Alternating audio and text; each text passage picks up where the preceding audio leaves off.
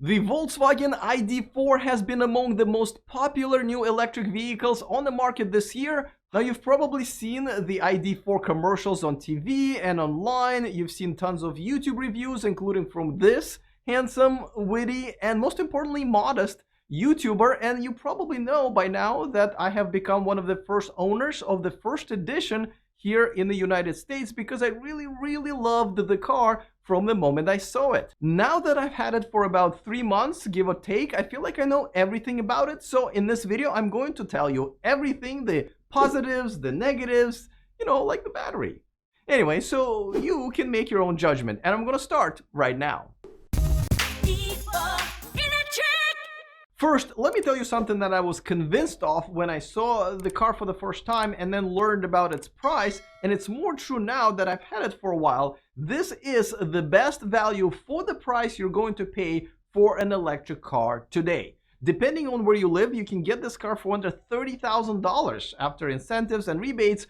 I love a good deal, and boy do I think I got one here. So first, let's start with the top 5 list of things that I love about this car. Number 1, and like I said, I love a good deal, and no deal is better than a free deal. This car comes with 3 years of unlimited fast charging with Electrify America, and it is all free. I loved the unlimited free charging when I had my Tesla, and now I love it with my ID.4. There are tons of stations here in Sacramento, in the Bay Area where I travel the most. Overall, in the United States, there are over 500 locations, and they're growing with every month. Now, there are only 2 other cars that have this type of a deal, and both of them are over $100,000. They are the Lucid Air and the Audi e-tron GT, and neither one of them is on the market yet. Alright, before I get to number 2, a quick reminder that this video was brought to you by NeoCharge. Guess what? The 220 outlet that powers your dryer can now be split to also power your electric car with the help of this smart splitter, which will automatically switch back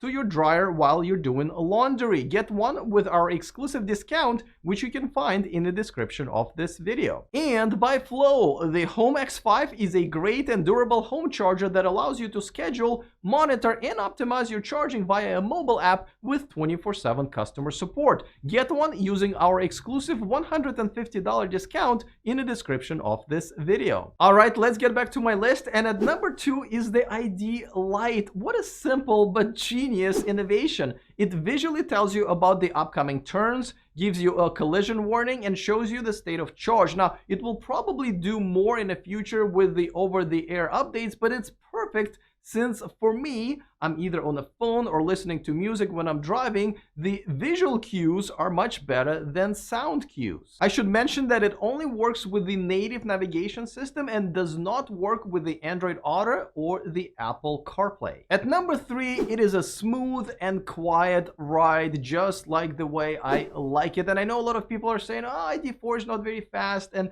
once people started saying that, I decided to kind of test it out and try to take off as fast as I can at the red lights. Not something that I normally do, but I've noticed that 9 out of 10 times I actually would beat everybody off of that light, which means that at least 90% of people out there think that the ID.4 is actually too fast. Number 4 is the user interface, and I know my friend Sandy Monroe doesn't really like it, but to me it is simple and visually pleasing. It's great for people who just want to drive and handle everything else on their phone. Now, I do have to say that it's a little laggy, especially when you just start the car up. It takes about a minute for it to catch up, and I'm also not that crazy about the climate control screen, but I'm sure that can be improved with the future updates. And number 5 is I love the way it looks, and I'm not even a big SUV fan, to be honest with you. Now, I should mention that the gray accent that goes along the top of the car will stay gray no matter what color you pick. I love it with my black on black ID.4, but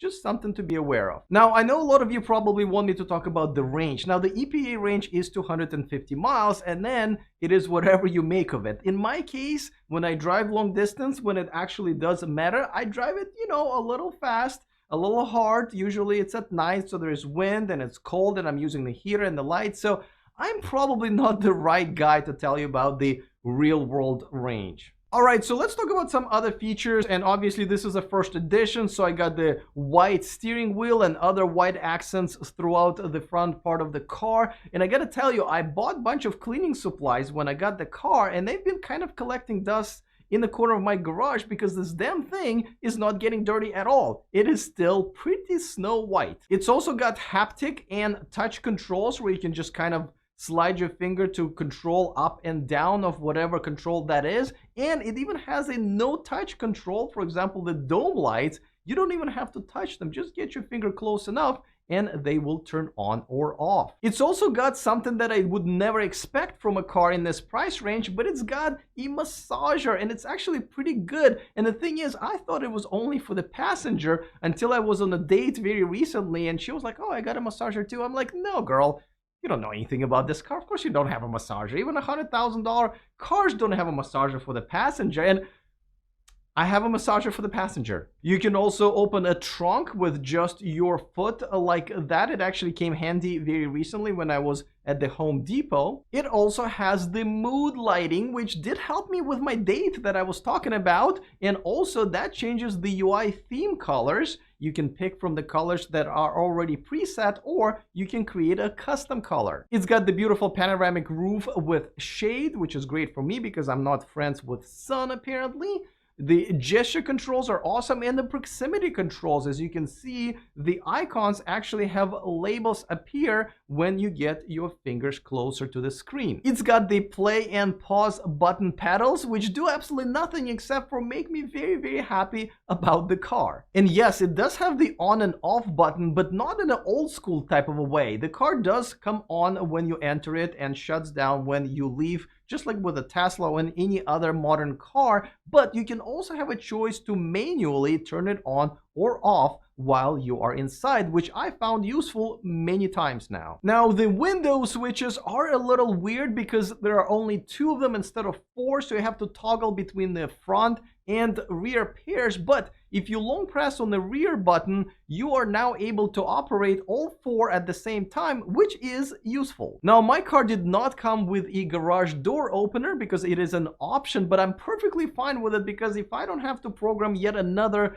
garage door opener for half a day, I think I'll be just fine. The driver assist features are pretty good. Now, I don't usually use driver assist features even when I had the autopilot in my Tesla, but the feature that I do use all the time is when you are veering off of your lane, you know, just about to, it actually nudges you back, like gently and nicely, almost whispers it in your ear, Alex, pay attention. And I absolutely love it. It does come with a home charger and a tire repair kit, though this car came with a run flats, which is very useful when you don't have a spare tire, like most electric cars don't. Oh, and it's got the best turning radius of any car I've ever driven. It's hard to capture it on camera, but imagine a dog that's chasing its tail. That's how good it is. All right, so now let's talk about things that I'm not very crazy about, or some things that you guys may not be very crazy about, but the good news is that most of them are correctable with future software updates, and I know many people who may not be bothered by the same things that I am bothered by. By the way, after I got my ID.4, Volkswagen has become one of the sponsors of this channel because it kind of made sense, but you gotta give them some credit because I told them that I will not be changing my reporting because of that, and they were very much on board with it, and thus this section of this video when I'm gonna tell you about things I don't like about the car. And boy, am I going to start with something that not only I dislike, I absolutely hate about this car, and it is its mobile app. I can probably bitch and complain about it for the next half an hour, but let me just tell you this. If this car came without the app at all, I would be a happier customer than I am right now with this app. Now let's talk about the voice commands. Now granted, I'm not a big voice commands type of a guy when I'm driving because I'm either listening to the music or talking on the phone, or maybe it's because I never liked listening to my parents when I was a child, but they are not very robust, just like pretty much in any car, and it does take a while for the car to kind of comprehend what you're saying and maybe do what you're asking it to, so I'm not a big fan. I've also had some trouble connecting my phone. Now, granted that this is a pretty old phone. This is a Pixel 3. And the car is a brand new, latest model type of a car. But nevertheless, I've had some problems. It wasn't too bad but something to be aware of. And the charging pad is kind of underneath there in the storage compartment. Now, I don't use it anyway because I can't really charge this on any pad because the case is pretty thick, so it's a moot point for me, but you probably want to know. It also doesn't have a front trunk. It doesn't have a frunk. Now, to me, it doesn't make any difference because I never used the frunks of my Teslas before, so I'm not going to start now, but I know some people really like it, so maybe this is something that Volkswagen can reconsider with the future models. All right, well, that's pretty much it. If you have any questions, please put it in the comment section. I will either answer them there or we'll maybe create another video. Meanwhile, don't forget to become a premium member of this channel. You will have access to all kinds of exclusive videos, including my quick conversation with Sandy Monroe, where I made him a CEO of General Motors for 3 minutes, so you can see what he did in those 3 minutes to make GM better. It was entertaining. All right, looking forward to all of your comments. Other than that, see you guys next time, and remember to stay charged.